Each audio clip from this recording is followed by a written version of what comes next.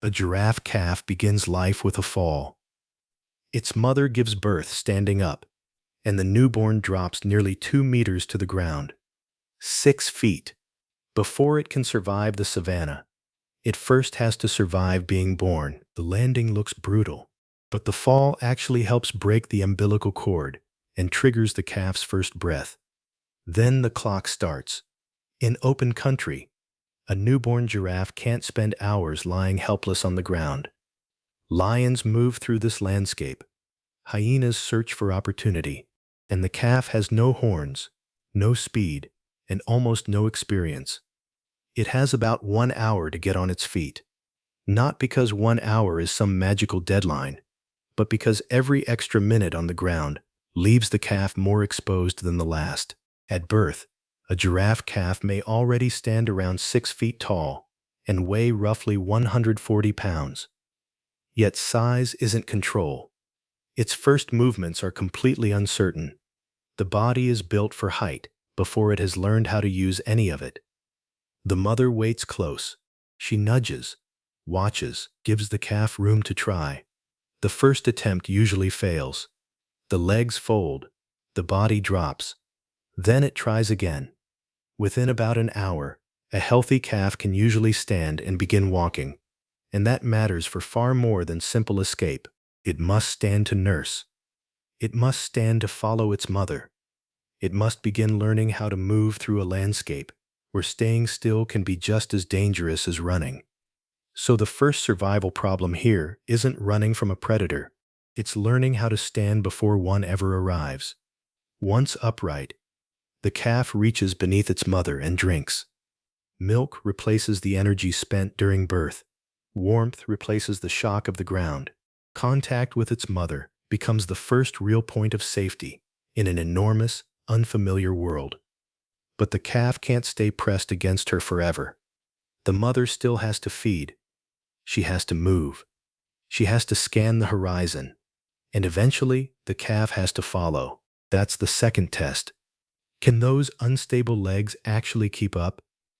An adult giraffe has height, stride, and a powerful kick. A newborn has the shape of that future animal, without any of the skill that makes it useful yet.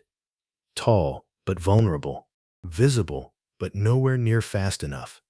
So here's the question worth sitting with by now. Does simply standing up actually make this calf safe? No. Standing only solves the problem directly beneath its feet.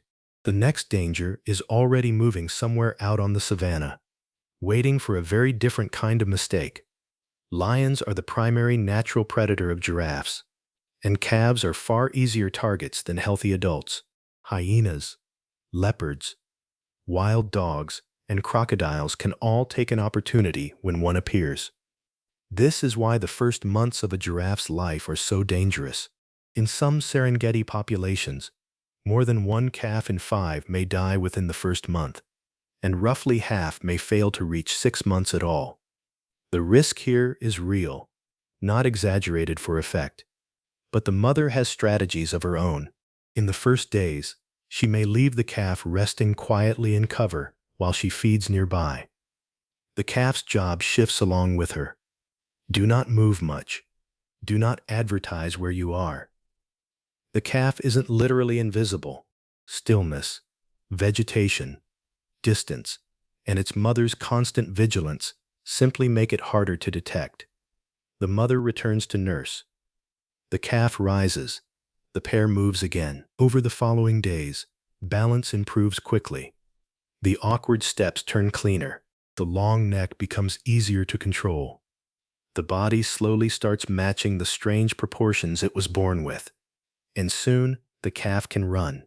That changes a great deal, but not everything. A young giraffe can still be isolated, still be separated from its mother, still make exactly the wrong move at exactly the wrong moment when a predator gets close. The first advantage was mobility. The next is social protection.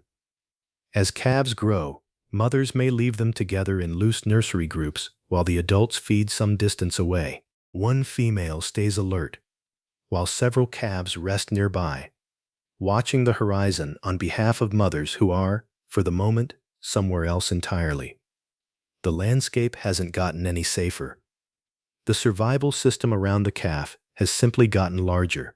One mother becomes several watchful adults. One set of eyes becomes many. It doesn't remove the danger. It changes the odds. So here's the harder question worth asking. If a whole herd only changes the odds and never removes the danger completely, how much of this calf's survival was ever really in its own control to begin with? Movement also leads toward food. The calf begins on milk, but its future is leaves and browse, and young giraffes start sampling vegetation early. Even while still nursing, it's learning two different worlds at the same time. Follow the mother now. Become independent later. Every short run teaches balance. Every pause beside the herd teaches where safety actually is. Every feeding attempt links movement directly to survival. This is why that first successful rise, all the way back at the beginning, matters as much as it does. Front legs straighten. The body sways. The long neck shifts like a counterweight, fighting to find balance. For a moment, everything looks like it might fail completely. Then it holds. One of the tallest animals on Earth has just learned the first skill it will ever need to stay alive. And there's a real contradiction sitting inside that moment. A calf born taller than most people, with its entire survival depending on mastering the simplest possible movement. Day by day after that, the legs grow less awkward and the stride grows longer. It's still vulnerable. It's no longer helpless. The animal that fell 6 feet into the world can now run straight through it. Now imagine that first hour had gone differently. What if the calf couldn't stand? What if one leg simply wouldn't hold its weight? What if it never reached its mother to nurse, or couldn't follow when she finally moved on? Standing was never just standing. It was access to milk, mobility, protection. A place inside the herd. Miss that first step, and every single one after it becomes harder to reach. Delay too long out there, and exposure only compounds. But complete it quickly enough, and the calf earns something priceless. Time. Time to grow into those legs. Time to learn the herd. Time to turn a 6-foot fall into the opening move of a much longer story, instead of the closing line of a very short one. A newborn giraffe begins life borrowing strength from a mother it can barely see the top of, and speed from a body it has barely learned to control. And it has almost no time at all to learn either one. Because on the African savanna, the first hour isn't an introduction. It's the first survival test.